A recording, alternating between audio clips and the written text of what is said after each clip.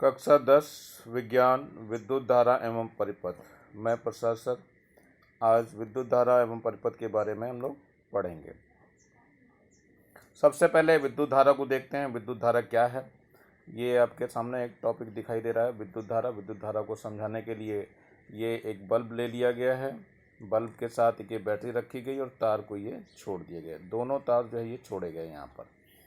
इन दोनों तारों को छोड़ करके हम देखना चाहते हैं कि किन चीज़ों में विद्युत धारा प्रवाहित होती है और किन चीज़ों में विद्युत धारा नहीं प्रवाहित होती। इन दोनों को हम यहाँ पर जोड़ने का प्रयास करेंगे।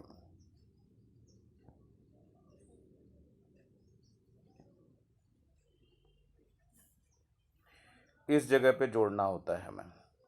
चलिए सबसे पहले हम पेंसिल को जोड़ के देख रहे हैं। ये एक पेंसिल है।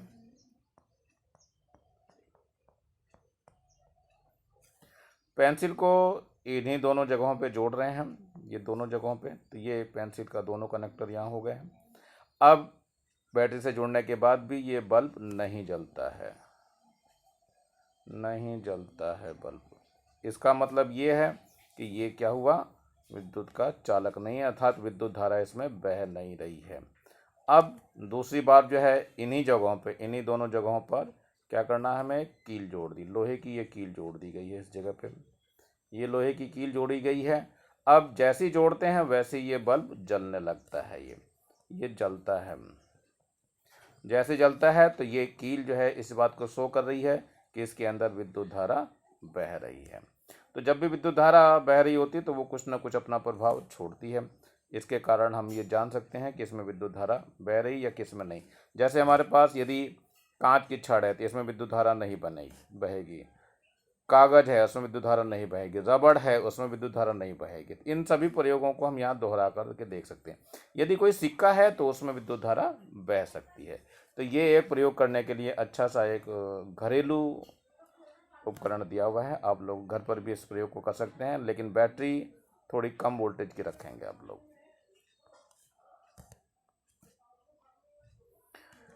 अब आता है विद्युत धारा से संबंधित कुछ ये कि उसका मात्रक वगैरह क्या है। तो हमारे पास ये फ्रांसीसी वैज्ञानिक सर आंद्रे मैरी हैं। आंद्रे मैरी एम्पियर इनका नाम है। ये 1775 में जन्मे और इनकी मृत्यु 1836 में हुई। इनको फादर ऑफ इलेक्ट्रॉनिक्स कहा जाता है। इनको फादर ऑफ इलेक्ट्रोडायनामिक्स कहा जाता है। तो इस नाम को भी अच्छी तरह से आपको याद रखना है। इन्हीं के नाम पर विद्युत धारा का मात्रक का नाम रखा गया है। इनके नाम के बाद में ये एम्पियर शब्द आता है। तो विद्युत धारा का जो मात्रक है वो एम्पियर ही रखा गया है। ध्यान रखना, विद्युत धारा का मात्रक, विद्युत धारा इसका जो मात्रक है इसको एम्पियर के रूप में रखा गया। तो ये आपको अच्छी तरह से याद रखना है। और ये भी याद रखना है कि ये इलेक्ट्रोडायनेमिक्स के नाम से जानते हैं, फादर ऑफ इलेक्ट्रोडायनेमिक्स। तो आपको भली भांति से ये नाम याद रखना है। एक बार फिर से दोहरा दे रहा हूँ, फादर ऑफ इलेक्ट्रोडायनेमिक्स। ये नाम आपको अच्छी तरह से याद रखना। और इन्हीं के नाम के कारण आंद्रे मैरी एम्पियर के नाम के कारण जो है इसका विद्युत धारा का मात्रक भी एम्पियर ही रखा गया है। तो ये आपको भली भांति से याद होना चाहिए।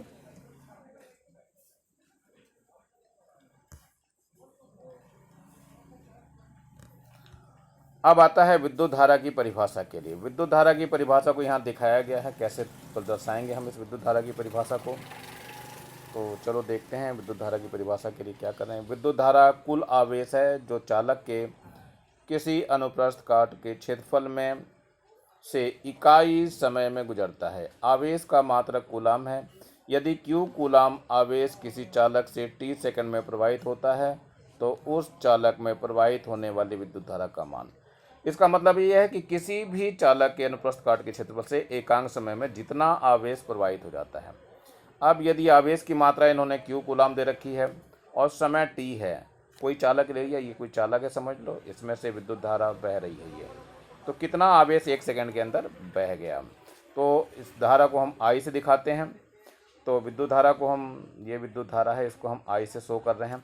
तो विद्युत धारा I बराबर Q/T हो जाएगा। यानी I का जो सूत्र है वो Q/T हो जाएगा। Q कूलाम है और T सेकंड है। तो इसका मात्रक जो हो जाएगा वो कूलाम प्रति सेकेंड, ये इसका मात्रक हो जाएगा। लेकिन इसी मात्रक को शॉर्ट में एम्पियर के नाम से जानते हैं। ये एम्पियर मैंने पीछे नाम बताया, उन्हीं के नाम पर ये लिया गया है। तो ये एम्पियर विद्युत धारा का मात्रक रखा गया है। ध्यान रखना, आवेश प्रवाह की दर को विद्युत धारा कहते हैं और इसका मात्रक एम्पियर होता है और इसको ए से प्रदर्शित करते हैं। अब ये एक चित्र दिखाया गया है कि भाई ऐसे क्या करते हैं। तो विद्युत धारा को नापने के लिए एक उपकरण प्रयोग में लाया जाता है जिसको हम अमीटर कहते हैं। ये उपकरण यहाँ पे दिखाया हुआ है आपको, ये पूरा उपकरण यहाँ दर्शा रखा है। इसमें 0 से लेकर के ऊपर 5 तक, 10 तक, 20 तक ऐसे कुछ दिए होते हैं। और यहाँ पर एक ये आपको चित्र दिखाई दे रहा है, यहाँ पर ये रेजिस्टेंस बॉक्स कहते हैं, प्रतिरोध बक्स। बक्स नहीं लिखा इन्होंने, तो प्रतिरोध बक्स के रूप में इसको जानते हैं। और ये बैटरी लगी हुई है, यहाँ पर ये पूरी बैटरी है। बैटरी में ये एक एक सेल को दर्शाते हैं। एक ये सिंबल जो ऐसा बना हुआ होता है, ये एक सेल को दर्शाता है। ये प्लस हो गया, ये माइनस हो गया, ये एक सेल को दर्शाता है। इस तरह करके कई सेल लगा करके जो कई सेलों से बना हुआ होता है उसे हम बैटरी बोलते हैं।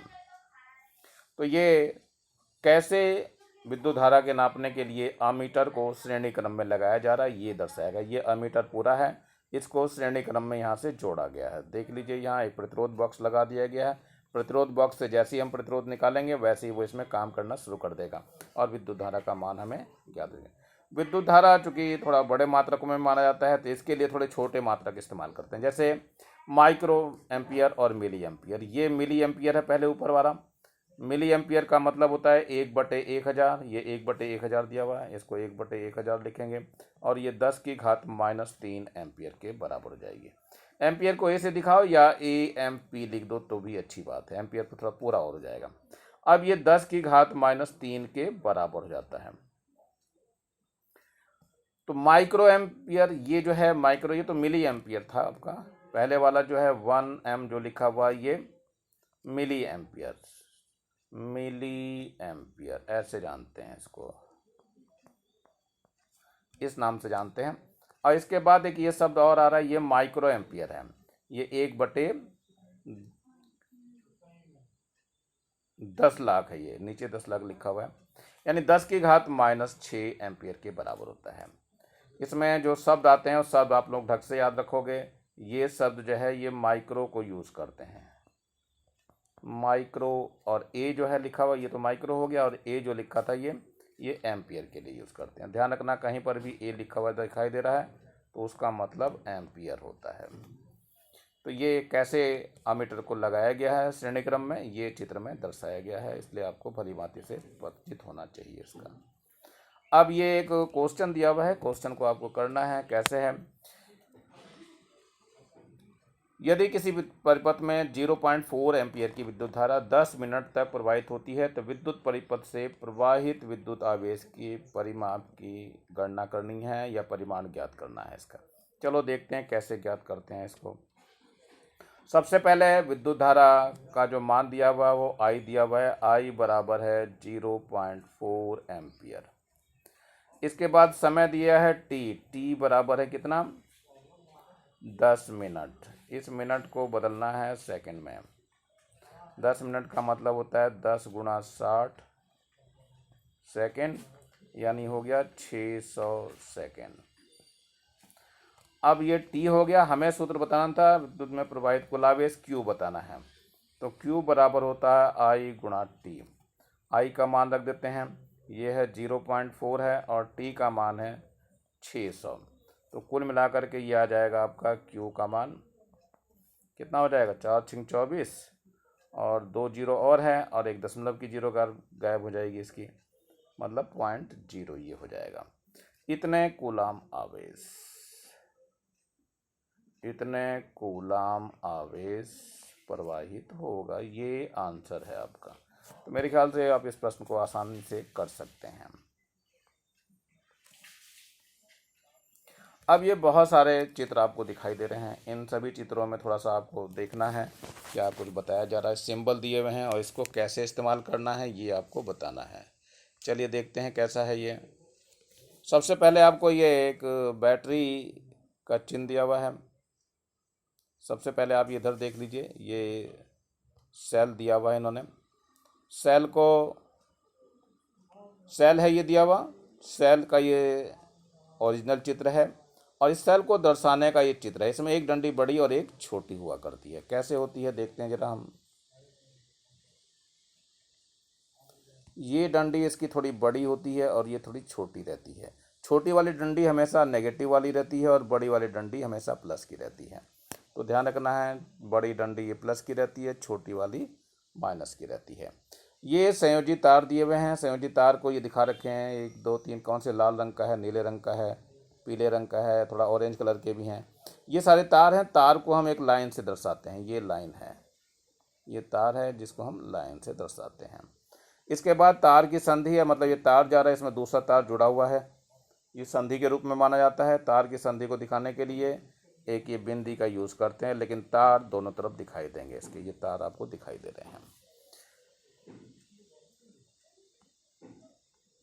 थोड़ा सा और सिंबल्स के बारे में चलते हैं।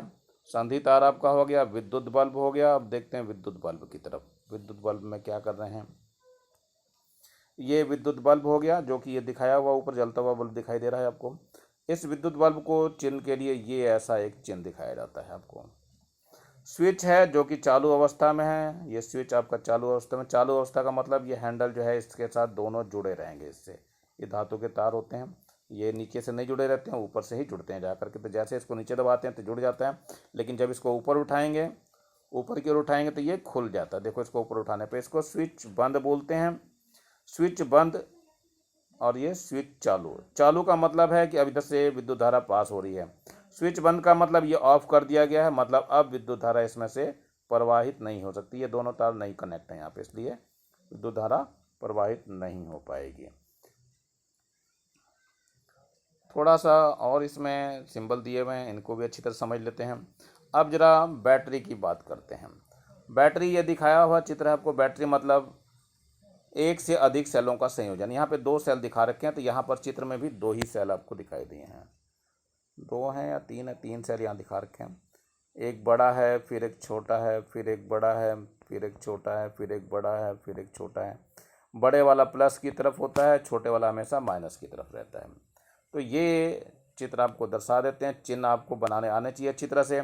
और सेलों के कॉम्बिनेशन को, मतलब सेलों के संयोगों से जो बना हुआ उपकरण होता है उसे हम बैटरी बोलते हैं। अब ये प्रतिरोध है। प्रतिरोध वास्तव में देखने के लिए जो ऐसा दिखाई देता है, ये छोटा थोड़ा प्रतिरोध है, उससे बड़ा है, और ये और बड़ा प्रतिरोध है। और दर्शाने के लिए ये चिन्ह इसका दिया हुआ है। चिन्ह आपको अच्छी तरह से पता होना चाहिए। जिगजैग मोशन करता हुआ चिन्ह दिया है। एक और है ये परिवर्ती प्रतिरोध। ये पहले वाला प्रतिरोध आपने पढ़ा, अब परिवर्ती प्रतिरोध। प्रतिरोध ये धारा मापी बोलते हैं इसको, धारा मापी के भी नाम से जानते हैं हम। धारा मापी, सॉरी धारा मापी नहीं, धारा नियंत्रक बोलते हैं इसको। ये जो है क्या चीज़ है, धारा नियंत्रक। जरा मैं दोबारा लिख के दिखा रहा हूँ। ये जो है धारा नियंत्रक के नाम से भी जानते हैं इसको। धारा को भी नियंत्रण करता है। लेकिन यहाँ जो मेन जो चीज़ है वो है परिवर्ती प्रतिरोध। मतलब इसकी सहायता से ये ऊपर का जो दिखाई दे रहा है हिस्सा, ये ऊपर ऊपर सरक सकता है आगे पीछे, और उसके सरकने से जो है ये प्रतिरोध के मान को बदल देता है। इसलिए ये ऊपर आपको तीर दिखाया जा रहा है। ये नीचे ये जिगजैग मोशन पे एक तीर दिखा दिया, या इसको ऐसे तीर से दर्शाते हैं। और बाकी ये तीर अपनी पोजीशन को बताता है, कम ज़्यादा करके विद्युत धारा के प्रति, मतलब विद्युत धारा में जो बीच में लगा हुआ है उसके प्रतिरोध के मान को हम घटा या बढ़ा सकते हैं। अब यहाँ पर मीटर कुछ दिखाए हुए दिखाई दे रहे हैं आपको चित्र में। सबसे पहले आपका मीटर आ रहा है अमीटर। ये है अमीटर। ये ऐसा कुछ दिखाई देता है, इसके अंदर ए लिखा होता है यहाँ पे, हमेशा ध्यान रखना अमीटर है ये। और अमीटर को हमेशा ध्यान रखना, ये एक चित्र से दिखाया जा रहा है, इसमें ए से दिखाते हैं, इसके अंदर ए लिख करके, और ये प्लस माइनस इस पर लगे हुए होते हैं। तो प्लस माइनस का बहुत ध्यान करके इसको हम जोड़ते हैं। ये वोल्ट मीटर है हमारे पास दिया हुआ, इसमें वी लिखा रहता है हमेशा अंदर की तरफ। यहाँ पर भी काले रंग के और लाल रंग के स्विच हैं। अब यहाँ पर जो जोड़ते हैं वो भी प्लस और माइनस के थ्रू ही जोड़ते हैं। अब एक ये फ्यूज़ दिखाई दे रहा है आपको, कांच की नली है, इसके ऊपर 2 स्टील के ये बॉक्स टाइप के लगे हुए हैं जो बंद करके रखते हैं इसको।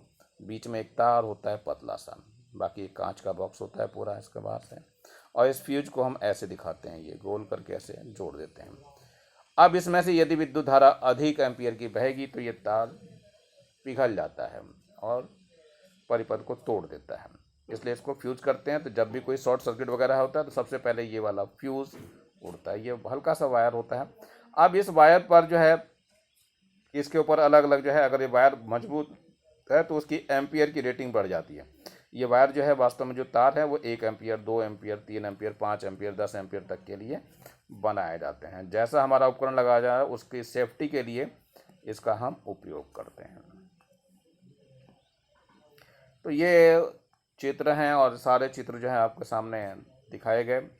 अब इस चित्र में जो भी सिंबल थे आपके वो सारे बता दिए गए हैं। इन सिंबलों में से आपसे एग्ज़ाम में ज़रूर कुछ ना कुछ पूछा जाएगा, इसलिए इसको अच्छी तरह से तैयार कर लेंगे। अब आते हैं विद्युत क्षेत्र की परिभाषा को लेकर के। क्या है विद्युत क्षेत्र? ये है आवेश का वह क्षेत्र जहाँ कोई अन्य आवेश रखने पर वह आकर्षण अथवा प्रतिकर्षण बल का अनुभव करता है, विद्युत क्षेत्र कहलाता है। यदि कोई धनावेश Q किसी बिंदु पर रखा है तो इसके चारों ओर एक विद्युत क्षेत्र उत्पन्न हो जाता है। इस आवेश के निकट बिंदुओं पर विद्युत क्षेत्र अधिक तथा दूरी बढ़ाने पर यह कम हो जाता है। किसी विद्युत क्षेत्र में किसी बिंदु पर एकांक धनावेश को रखने पर वह जितने बल का अनुभव करता है उस बिंदु पर विद्युत क्षेत्र की तीव्रता कहलाती है। इसे कैपिटल E से दर्शाते हैं। इसका मात्रक न्यूटन प्रति कूलम है। यदि Q धनावेश रखने पर बल F लगता है तो एकांक धनावेश पर लगने वाला बल F/Q होगा, जो कि E के बराबर हो जाएगा। तो ये आपको ध्यान रखना है कि ये क्या परिभाषा दी जा रही है।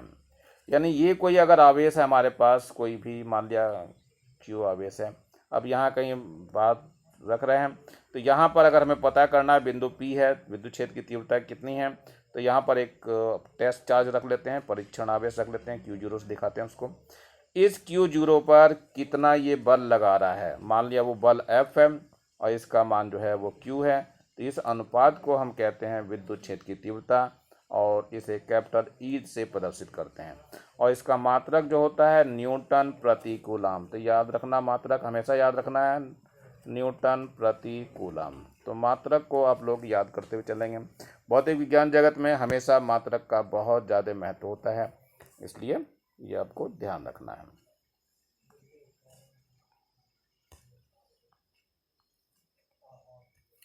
अब आता है विभवांतर। क्या होता है विभवांतर? थोड़ा इसकी परिभाषा भी देख लेते हैं।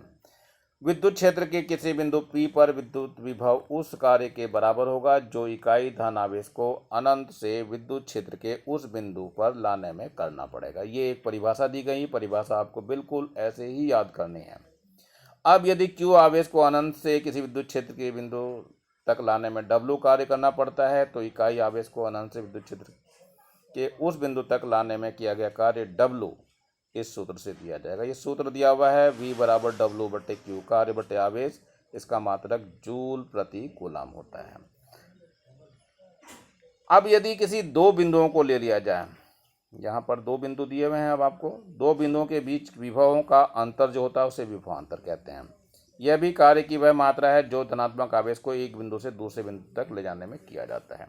इसको एक बार दोबारा समझ लेंगे क्या चीज़ है ये।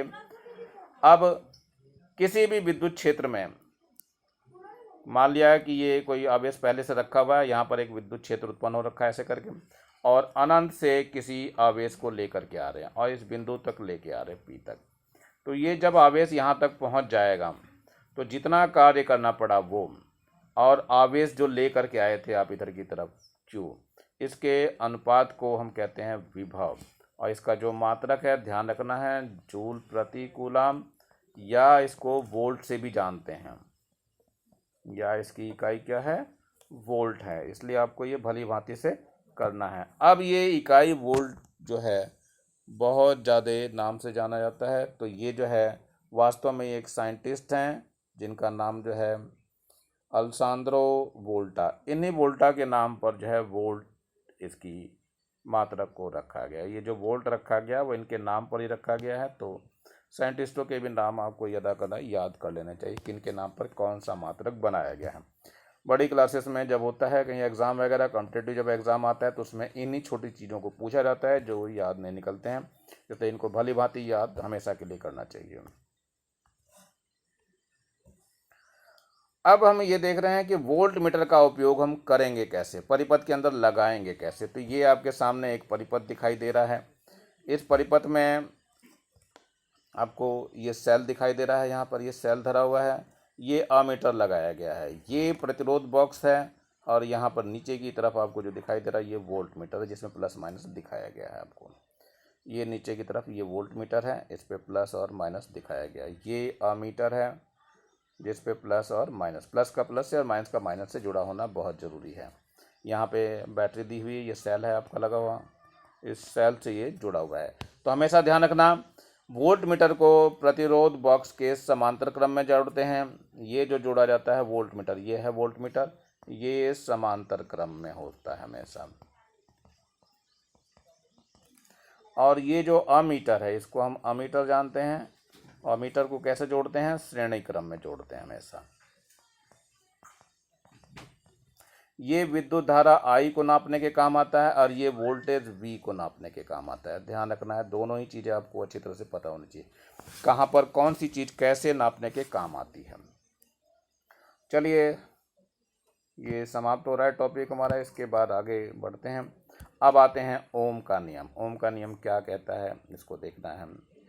ये है V/I का अनुपात नियत रहता है। चालक के तार के सिरों पर विभवांतर V और उसमें प्रवाहित विद्युत धारा I के समानुपाती होती है। इसे ओम का ही नियम कहते हैं।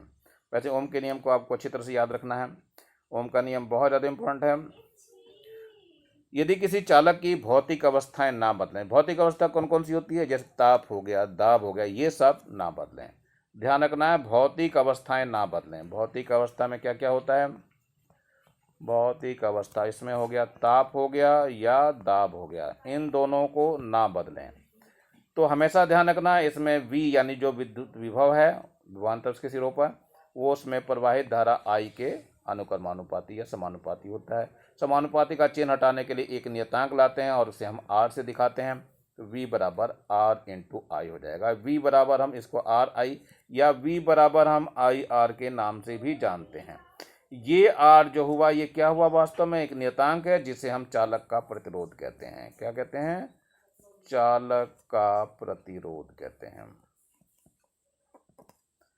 चालक के प्रतिरोध का जो मात्रक है वो इनके नाम के आधार पर दिया। चालक के प्रतिरोध का मात्रक जो है वो ओम है। तो अच्छी तरह से याद रखना है, प्रतिरोध का मात्रक क्या होता है, ओम होता है। और इस ओम का जो संकेत है वो ऐसा बनाया जाता है। यह संकेत अधिकतर जो है आपको सर्प के फन पे दिखाई देता है।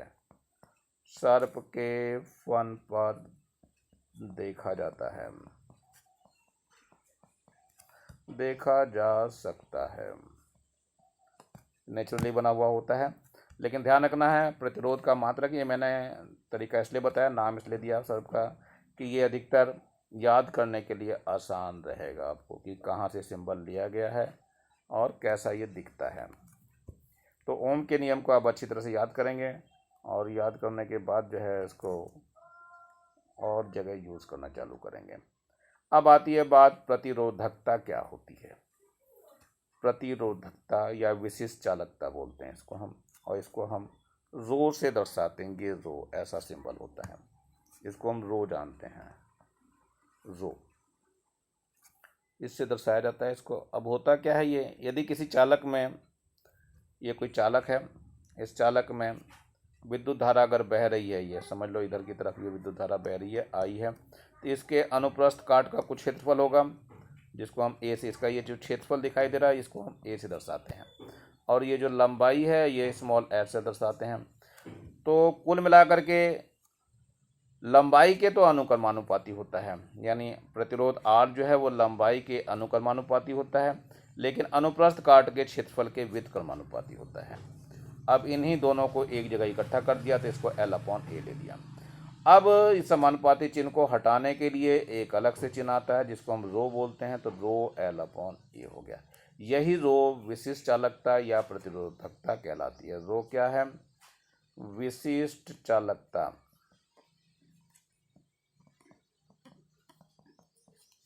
या इसको कहते हैं प्रतिरोधकता। तो ये आपको अच्छी तरह से याद रखना है।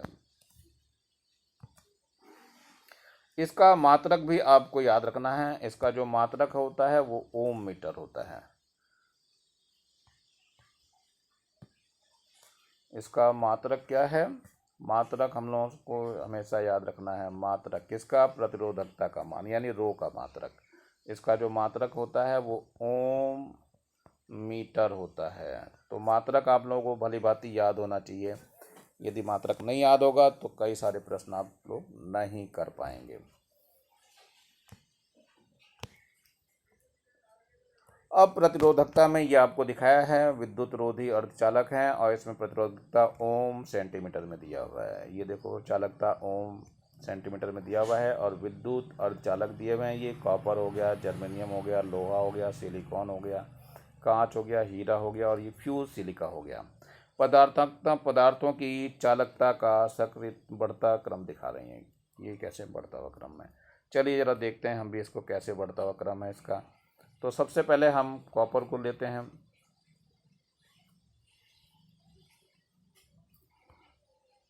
ये आपको कॉपर दिखाई दे रहा है और लोहा दिखाई दे रहा है। इनकी दोनों की चालकता लगभग लगभग समान सी होती है। तो ये 10⁸ से लेकर के 10⁴ होती है, यानी बहुत ज़्यादा। कॉपर की तो सबसे ज़्यादा होती है, 10⁸ होती है, लेकिन लोहा जो है इसकी 10⁴ होती है। तो ये आपको याद रखना है। सबसे ज़्यादा कॉपर की चालक प्रतिरोधकता तो विद्युत चालकता होती है। तो कॉपर इसीलिए तारों में प्रयोग करते हैं। इसकी चालकता सबसे अधिक होती है, इसलिए क्या होता है, इसको सबसे ज़्यादा इस्तेमाल करते हैं। इसीलिए तारों में कॉपर की वायर लगाई जाती है। लोहे का उससे कम होता है, 10⁴ है। जर्मेनियम है, ये 10⁻0 लगभग 1 होता है। ये सिलिकॉन है, सिलिकॉन में 10⁻⁻4 के बराबर होता है। इसके बाद और आ जाते हैं जरा कांच हीरा की तरफ आ जाते हैं। तो कांच दिखाया हुआ है, कांच की जो है वो 10⁻8 है से लेके 10⁻12 तक होती है। हीरा जो है वो 10⁻16 होता है। ऐसे फ्री सिलिकॉन है, ये 10⁻20 होता है। तो ये मान आपको याद रखना है, 10⁻20 से लेकर के 10⁻24 तक होता है। तो पदार्थों की जो क्या थी, ये चालकता थी, वो बढ़ते क्रम में कैसे है, घटते क्रम में कैसे हैं। तो ये ध्यान रखना है। चालकता से मतलब इसके अंदर विद्युत धारा आसानी से प्रवाहित हो जाती है। तो कॉपर की चालकता बहुत ज़्यादा होती है, अर्थात इसमें विद्युत धारा आसानी से प्रवाहित हो जाती है। उसके बाद नंबर लोहे का आता है, फिर जर्मेनियम का, फिर सिलिकॉन का और फिर कांच वगैरह। ये विद्युत रोधी पदार्थों में आते हैं। कांच, हीरा, फ्यूज, सिलिका, ये सारे के सारे क्या होते हैं, विद्युत रोधी का काम करते हैं। तो ऊपर वाला जो दिखाई दे रहा है आपको, ये जो ऊपर के दोनों दिखाई दे रहे हैं, ये चालक होते हैं, अच्छे चालक होते हैं। और ये जो दोनों दिखाई दे रहे हैं, ये अर्धचालक होते हैं।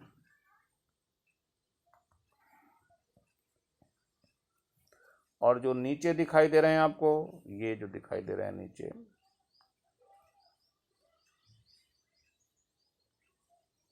ये अचालक या कुचालक होते हैं या विद्युत रोधी कहते हैं। तो इन हिस्सों में इनको बांटा गया है। तो ये आप लोग अपने आराम से इसको याद कर सकते हैं।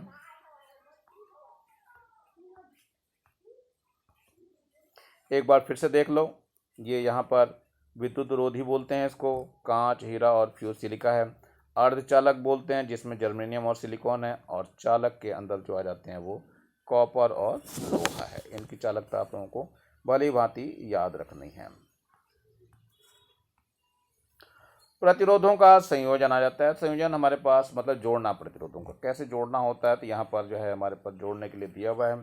तो 2 प्रकार से जोड़ा जाता है। नंबर 1 श्रेणी क्रम संयोजन है और नंबर 2 समांतर क्रम। तो हम यहाँ श्रेणी क्रम संयोजन के बारे में पढ़ रहे हैं। जब किसी विद्युत परिपथ में पहले प्रतिरोध का दूसरा सिरा दूसरे प्रतिरोध के पहले सिरे से जोड़ देते हैं और दूसरे प्रतिरोध का दूसरा सिरा तीसरे प्रतिरोध के पहले सिरे से जोड़ देते हैं, तो ऐसे संयोजन को श्रेणी क्रम संयोजन कहते हैं।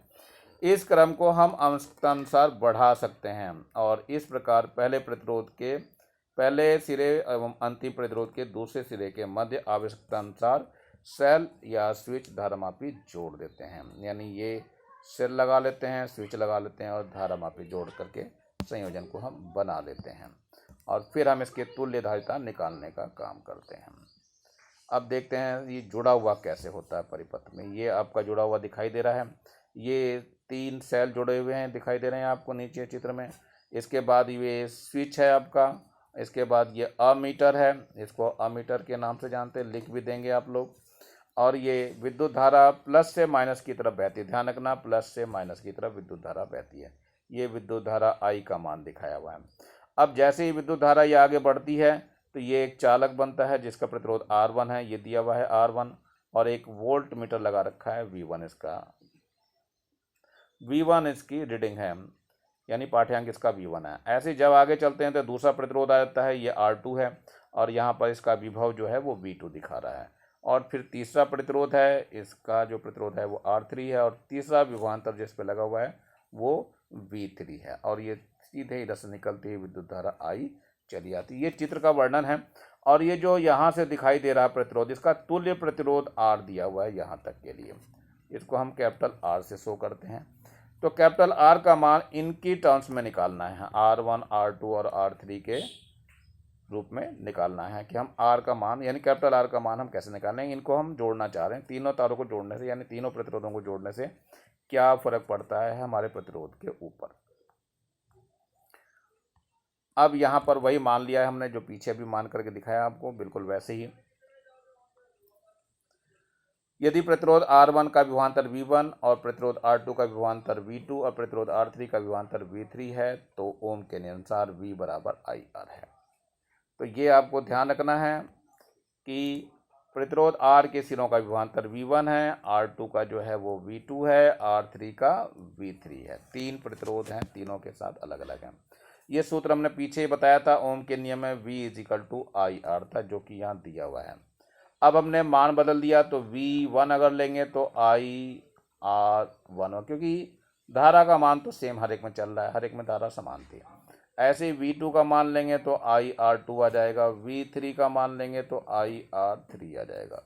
ये सारे मान जो हैं कहाँ रखने हैं, जो हमने एक सूत्र बताया था V बराबर तीनों का वोल्टेज जो हम जोड़ देंगे तो ये कुल विभव निकल जाएगा, V बराबर V1 + V2 + V3। तो ये यहाँ पे दिया हुआ है। जब इसके मान को हम निकालेंगे तो V1 का मान यहाँ रख दीजिए, V का मान तो IR हो जाएगा, और V1 का मान IR1 है, और इसका IR2 है, और इसका IR3 हो जाएगा। I कॉमन हो जाएगा, तो I कॉमन लेने पे क्या हो जाएगा, R1 + R2 + R3 हो जाएगा। अब यहाँ पर I से I कट जाएगा तो R का मान जो है वो R1 + R2 + R3 आ जाएगा। तो ये एक सूत्र आ गया जिसे आप लोगों को याद करके रखना है। यही सूत्र इसमें दिया हुआ है, यहाँ पे ये सूत्र आपको दिखाया हुआ और वैसे ही ये करा हुआ है जैसे मैंने समझाया आप लोगों को। तो आप लोग ये अच्छी तरह समझ के करेंगे कि श्रेणी क्रम संयोजन में जो सूत्र आता है वो R बराबर R1 + R2 + R3 होता है, जिसे आप भली भांति कर सकते हैं। समांतर क्रम संयोजन को समझाया जा रहा है पहले कैसे है। जब किसी विद्युत परिपथ में प्रत्येक प्रतिरोधों के पहले सिरे को एक बिंदु और दूसरे सिरों को दूसरे बिंदु पर जोड़ा जाता है तो यह संयोजन समांतर क्रम संयोजन कहलाता है। इस क्रम को हम आवश्यकता अनुसार बढ़ा सकते हैं। चित्र में दिखाया हुआ है R1, R2, R3 को समांतर क्रम में जोड़ा गया है, और इसको एक बैटरी और स्विच और अमीटर से भी जोड़ा गया है। प्रत्येक प्रतिरोध में समान विभवांतर V है, V समान है, लेकिन R1, R2 और R3 में ये जो R1 आपका दिखाई दे रहा, R2 दिखाई दे रहा, R3 दिखाई, इसमें विद्युत धाराओं के मान अलग अलग है, I1, I2 और I3। इसको हम चित्र में भी देख करके अच्छी तरह समझ सकते हैं। चलते हैं चित्र की तरफ। क्या है चित्र हमारा, ये चित्र आपके सामने दिखाई दे रहा है। इसमें V वोल्ट की हमने एक बैटरी लगाई है, 3 प्रतिरोध दिए हैं, ये R1 है, ये R2 है, ये R3 है, और यहाँ से जो ये विद्युत ये सेल लगाया हुआ है पूरा का पूरा, इधर से प्लस है और ये माइनस है, 3 सेल लगे हुए हैं ये। अब इनसे विद्युत धारा जब निकलती है तो इधर की तरफ विद्युत धारा I बहनी चालू हो जाती है। ये जब I जाती है तो I 3 हिस्सों में बट गई, एक I1 में बट गई, दूसरी I2 में बट गई, और तीसरी I3 में बढ़ गई। तीनों तारों में विद्युत धारा बढ़ जाती है। अब ये विद्युत धारा आगे की ओर बढ़ती है, R1 में I1 है, R2 में I2 है, और R3 में I3 विद्युत धारा, ये तीनों विद्युत धाराएं इधर से होकर के फिर से I में विलीन हो जाती हैं। और ये यहाँ पर जो K दिया हुआ ये कुंजी है अर्थात स्विच है ये, और क्या है, ये अमीटर है। ये जो लिखा हुआ ये अमीटर है, विद्युत धारा को नापने का काम करता है। और यहाँ पर एक वोल्ट मीटर लगा हुआ है, ये वोल्ट मीटर है। वोल्ट मीटर से क्या करते हैं, हम वोल्टेज इसकी नाप लेते हैं। इन पे सब पे सिरों पे क्या है, वोल्टेज समान होगी, धाराएं अलग अलग हैं। तो ये जो I धारा है वो किसके बराबर हो जाएगी, जो I धारा Y वास्तव में I1 और प्लस I2 प्लस I3 के बराबर हो जाएगा। लेकिन हम जो है कैसे चलते हैं, सूत्रों की तरफ चलते हैं, जरा कैसे उस सूत्र को सिद्ध किया गया है ये भी देखना है हमें, और इसी पे चर्चा करते हैं।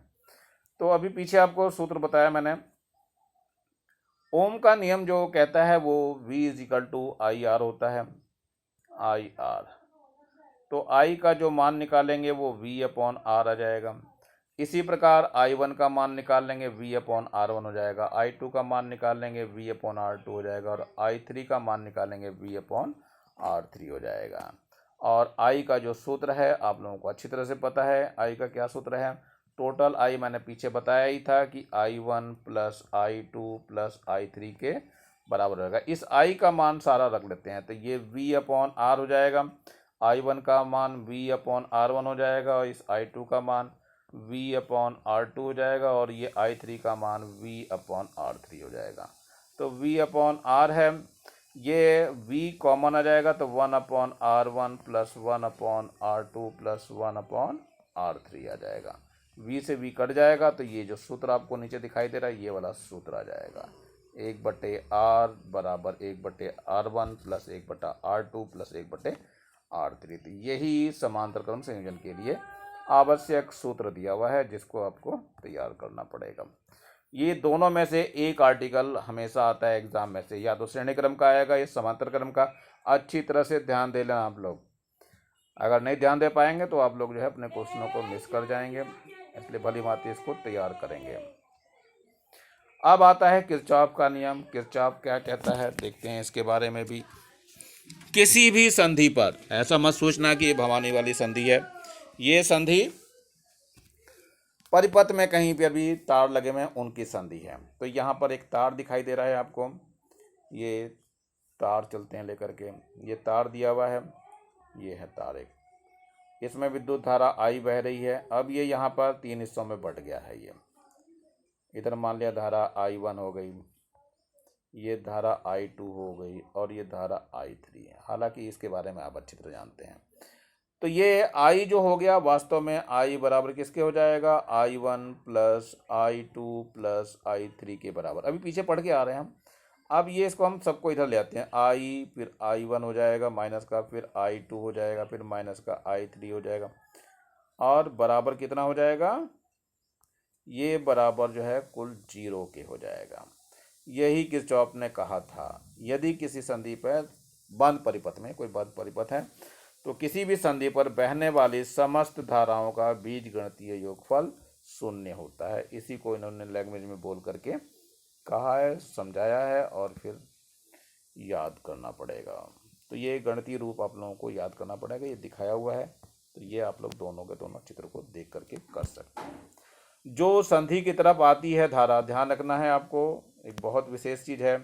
यदि ये संधि है, मान लिया ये धाराएं चल रही हैं इस तरह से, जो धारा आ रही है वो धनात्मक होती है, और जो धारा जा रही है वो ऋणात्मक होती है। मान लिया ये I1 जा रही है, ये I2 जा रही है, और ये I3 जा रही है, तो ये सारी धाराएं माइनस की हो जाएंगी। तो इसलिए क्या हो जाता है हमारे पास, I minus I1 minus I2 minus I3, और इन सब का योगफल 0 होगा। ये किसने दिया था, किरचॉफ ने दिया था इस नियम को। तो इसके नाम पर आपको याद रखना है किरचॉफ नियम, बहुत ज़्यादा पूछा जाता है। ये हल्का फुल्का ही नियम है, लेकिन वास्तव में ये 2 नियम है, लेकिन एक नियम आप अगली क्लास में पढ़ेंगे, ये एक ही नियम आप लोग याद करेंगे। अब आता है विद्युत धारा का तापीय प्रभाव, यानी विद्युत धारा से ताप कैसे उत्पन्न होता है। तो आप लोगों ने देखा होगा घरों में प्रेस लगी रहती है, जैसे ही विद्युत धारा में लगाते हैं, उसको स्विच बोर्ड में लगाते हैं, तो वो गर्म होने लगता है।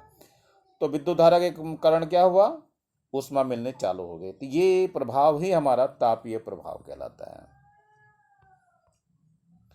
तो तापीय प्रभाव को आपको अच्छी तरह से याद करना है। जैसे विद्युत बल्ब हो गया, बल्ब भी आपका गर्म हो जाता है विद्युत धारा प्रवाहित करने पर। मोबाइल वगैरह भी गर्म हो जाते हैं जब आप लोग इससे यूज़ करना चालू करते हैं। तो ये भी इसका प्रभाव ही है। तो ये यहाँ पे दिखाया गया है, किसी चालक का दिखा रखा है इन्होंने। चालक में क्या कर रखा है इन्होंने, जब किसी विद्युत धारा यानी किसी में विद्युत धारा प्रवाहित होती है तो इसमें विद्युत ऊर्जा की हानि होती है। और ये ऊर्जा संरक्षण के नियम से बना हुआ है कि जो उत्पन्न होगी यानी जो नष्ट हो रही है ऊर्जा, वो ऊष्मा के रूप में उत्पन्न हो जाती है। तो ये आपको ध्यान रखना, यही ऊष्मीय ऊर्जा में उत्पन्न हो रही है। और आपको तापीय प्रभाव भी इसी को कहते हैं, विद्युत धारा का ऊष्मीय प्रभाव या तापीय प्रभाव कहते हैं। जूल का नियम दिया था, तापन का नियम दिया हुआ है जूल ने। क्या दिया हुआ है, माना प्रतिरोध आर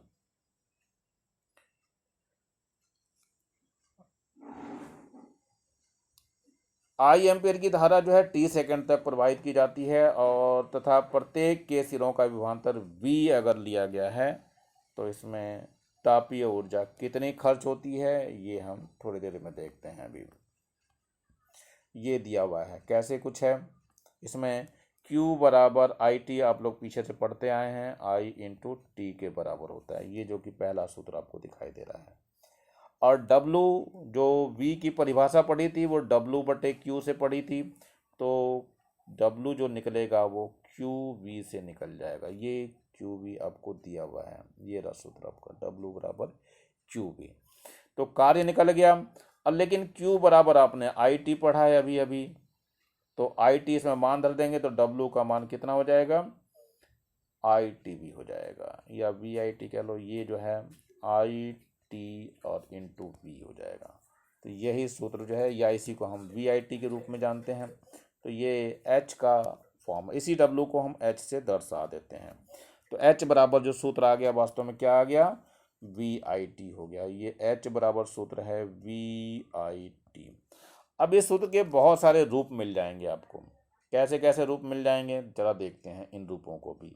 अब यदि V का मान IR रख दिया जाए तो H का मान कितना हो जाएगा, IR इंटू IT, यानी ये हो जाएगा I स्क्वायर RT। ये दूसरा सूत्र हो गया H का, ये दूसरा सूत्र आ गया। एक सूत्र तो ये था ही, और ये दूसरा सूत्र था। और भी इस तरह से सूत्र आप लोग को बहुत बन जाएंगे, आप लोग अगर धरना चाहेंगे तो हो सकते हैं। I का मान धर दीजिए बाई चांस इसके अंदर, यदि हम I का मान धर दें तो क्या होगा,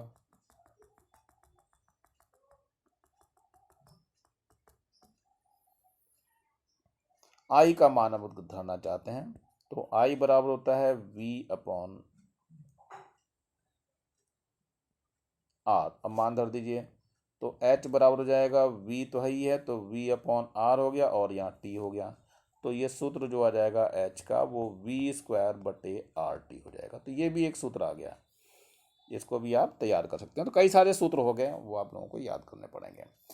तो कैसे कैसे सूत्र हो गए हैं, तो आप H बराबर देखते हैं, अभी आपको सामने सूत्र आया था VIT करके एक सूत्र आया था, फिर इसके बाद I स्क्वायर RT सूत्र आया था, एक और सूत्र आया था V स्क्वायर बटे RT। तो ये सारे सूत्र आप लोग एक साथ अगर याद करें तो ज़्यादा बेस्ट रहता है, ज़्यादा अच्छा रहता है। अब इसमें इन्हीं सब चीज़ों को लेकर के ये कई सारे नियम दिए हैं, जिसको हम कौन सा नियम कहते हैं अभी पीछे पढ़ के आ रहे हैं, जूल का तापन नियम कहते हैं। क्या कहा इस तापन नियम में,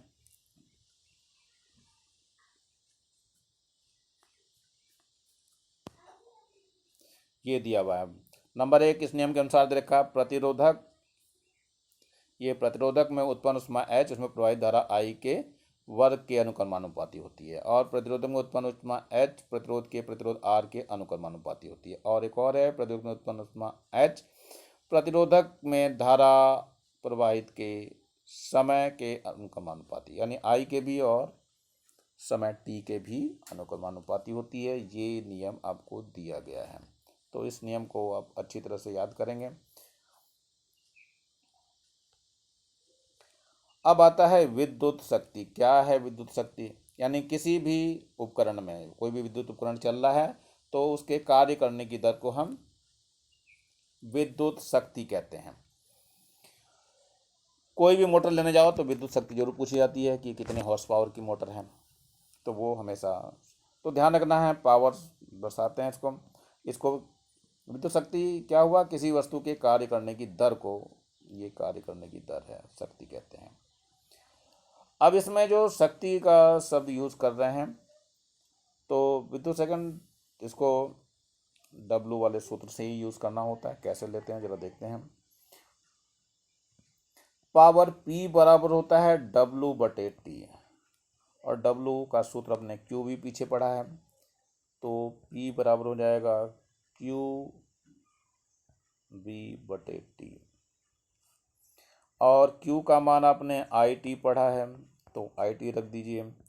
IT इंटू V/T, T से T कट जाएगा, तो जो P का सूत्र आ जाएगा P बराबर IB सूत्र आ जाएगा। इस तरह करके कई सारे सूत्र बन जाएंगे। अब जरा देखते हैं सूत्रों के बारे में भी। अभी आपने फिर सूत्र पढ़ा VI, अब V का मान धर देते हैं IR, तो क्या हो जाएगा सूत्र P बराबर हो जाएगा IR इंटू I, तो ये हो जाएगा I²R, ये भी P का ही सूत्र आएगा। और भी सूत्र देख सकते हैं हम लोग। अभी P का जो सूत्र रखा आपने VI रखा, अब इसमें I का मान धर दीजिए। I जो होता है V/R होता है, रख दीजिए इसमें मान, तो V इंटू कितना होगा, ये V इंटू V/R हो जाएगा, तो जो सूत्र आएगा वो V²/R हो जाएगा। तो ये P का सूत्र हो गया, जिसे आप अच्छी प्रकार से कर सकते हैं। अब ये कुछ है, क्या है ये, विद्युत की जो खपत होती है हमारे घरों में वो kWh से नापते हैं, यानी ये kWh किलोवाट घंटा के नाम से जानते हैं। इसको हम यूनिट बोलते हैं, एक यूनिट होता है। एक यूनिट का मतलब 1 किलोवाट घंटा, मतलब ये है कि 1 किलोवाट का मतलब 1000 वाट। अब कितना चले, वो 1 घंटे तक चलना चाहिए, तो 1 किलोवाट और ये घंटे से इसको गुणा करनी है। तो देखते हैं जरा क्या कुछ करा है इन्होंने। एक यूनिट जो बोलते हैं, ध्यान रखना है आपको, किलोवाट घंटा kWh के नाम से जाना था, यानी 1 किलोवाट घंटा वास्तव में विद्युत ऊर्जा की मात्रक है। ये विद्युत ऊर्जा यानी विद्युत की खपत का मात्रक है। 1 किलोवाट में 1000 वाट होते हैं, और ये 1 घंटे में 3600 सेकेंड होते हैं। ये 3600 सेकेंड हो गया आपका, तो 100 वाट ये हो गया। 3600 सेकेंड जब इसकी गुणा करते हैं तो 3.6 गुणा 10 की घात 6 वाट सेकेंड आता है, या इसको हम 3.6 गुणा 10 की घात 6 जूल बोलते हैं। इसका मतलब 1 kWh का जो मान होता है वो 3.6 इंटू 10⁶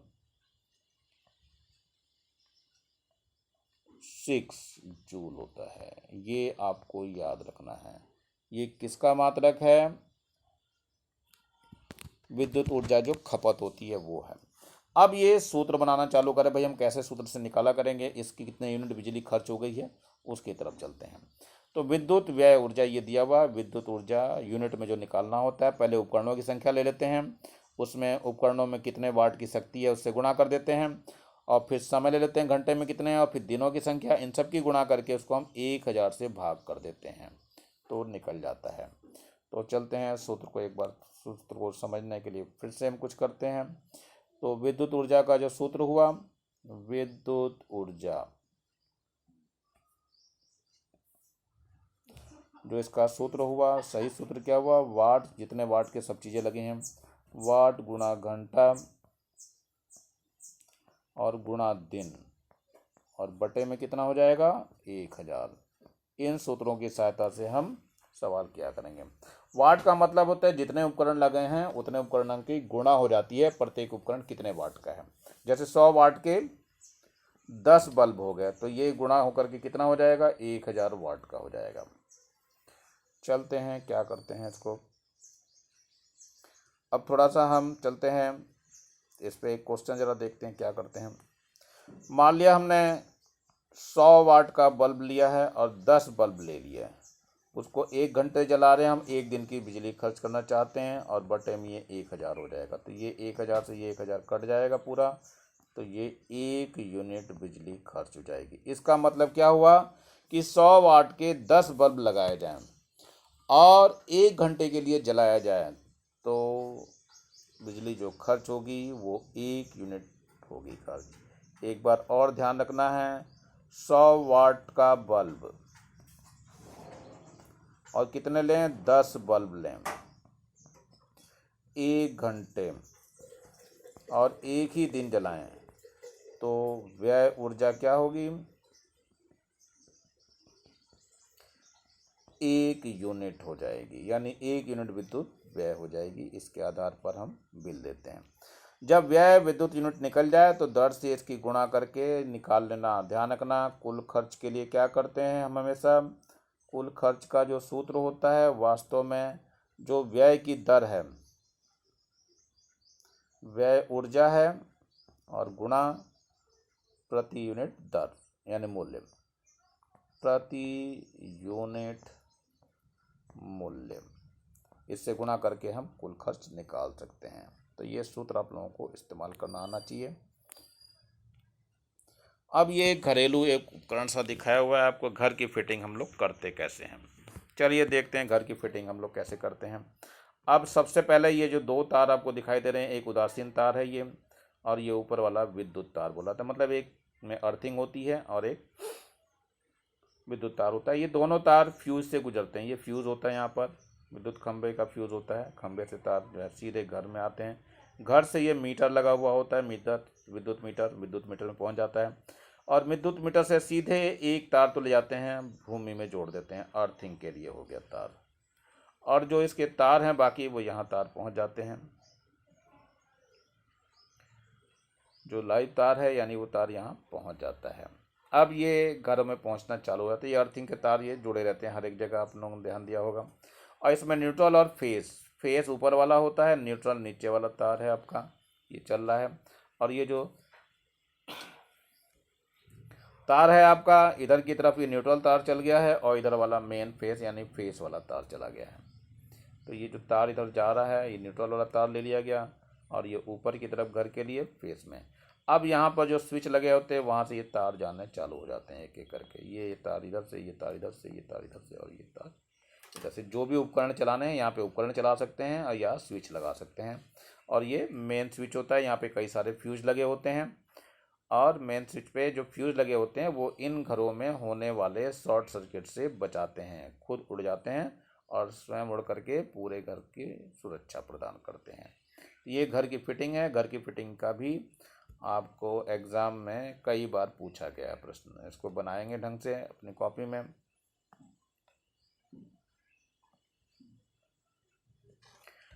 अब विद्युत प्रयोग में रखे जाने वाली सावधानियां क्या क्या हैं। सावधानियां तो आपको बरतनी ही पड़ेंगी, अर्थात अगर नहीं बरतेंगे तो आप लोगों को बहुत इसका हर्जाना भुगतना पड़ता है।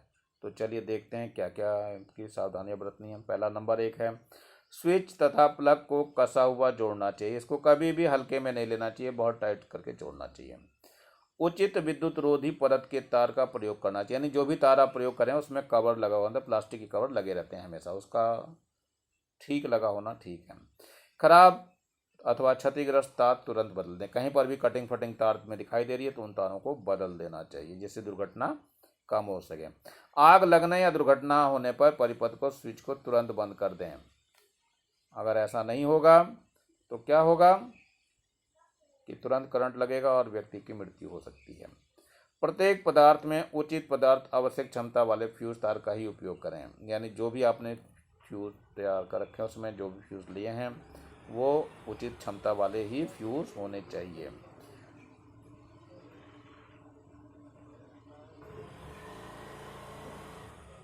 प्रत्येक परिपथ में उचित पदार्थ का आवश्यक क्षमता वाले फ्यूज तार का उपयोग करना चाहिए। विद्युत उपकरणों के लिए फ्यूज भूतार लगाना जरूरी होता है। ये सभी उपकरणों के लिए ये वाला है। विद्युत उपकरणों के लिए भूतार अवश्य लगाना चाहिए, यानी अगर कोई शॉर्ट सर्किट कुछ होता है तो उसका आवेश पृथ्वी में चला जाता है। बिजली के स्विचों व उपकरणों का उपयोग नीले यानी गीले हाथों से ना करें, यानी हाथ गीले नहीं होने चाहिए बिल्कुल भी, यानी सूखे हाथों से ही आप लोग प्रयोग करेंगे।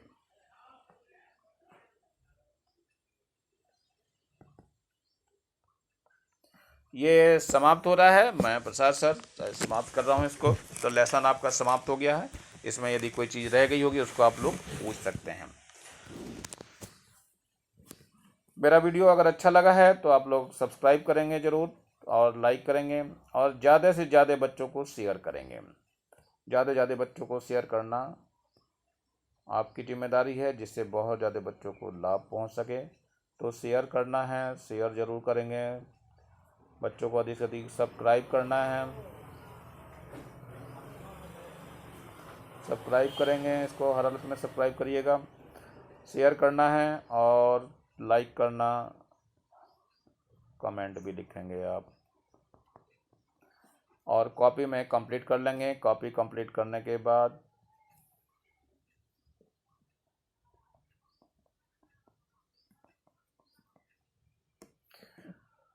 और इसके जो है मैं नोट्स भी कोशिश करूँगा भेजने की। तो तब तक के लिए अलविदा, फिर मिलेंगे। Thank you, have a nice day.